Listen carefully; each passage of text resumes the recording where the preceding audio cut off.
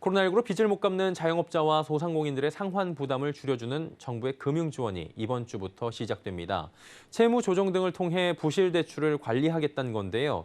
다만 코로나19 대출 만기 연장도 재연장되며 잠재된 부실 규모를 제대로 가려내긴 힘들 것이란 우려는 여전히 제기됩니다. 김미현 기자입니다. 내일부터 채무조정 프로그램인 새출발 기금이 온라인 사전 신청을 받습니다. 코로나19로 손해를 본 자영업자와 소상공인을 대상으로 대출 원금의 60에서 90%를 감면해 줍니다. 또 7% 이상 고금리 사업자 대출을 최대 6.5% 이하 저금리로 바꿔주는 프로그램을 오는 30일부터 신청받습니다. 코로나19로 재난지원금이나 만기 연장, 상환유예를 받은 적이 있어야 합니다. 자영업자 중 3곳 이상 금융사에서 돈을 빌린 다중채무자는 올 상반기 말 기준 40만 명, 코로나19 이전인 2019년 말보다 4배 이상 증가했습니다.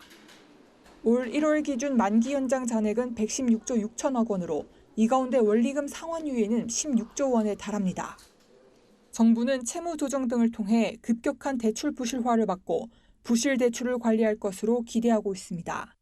다만 제대로 된 부실 규모를 파악하긴 여전히 어려울 것이란 지적도 나옵니다.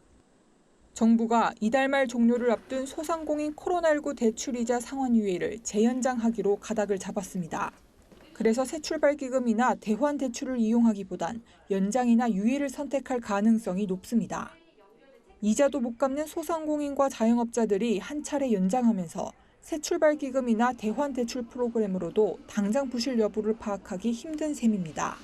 자격 요건이 녹록하진 않아서 이용하는 분들이 이렇게 많이 늘 것 같지는 않은데 기준금리가 올라가고 있기 때문에 과거보다 이제 금리 낮아진 효과가 이제 크지 않다고 봤을 때는 부실 가능성이 없다고 이렇게 평가하기 어려운 거죠.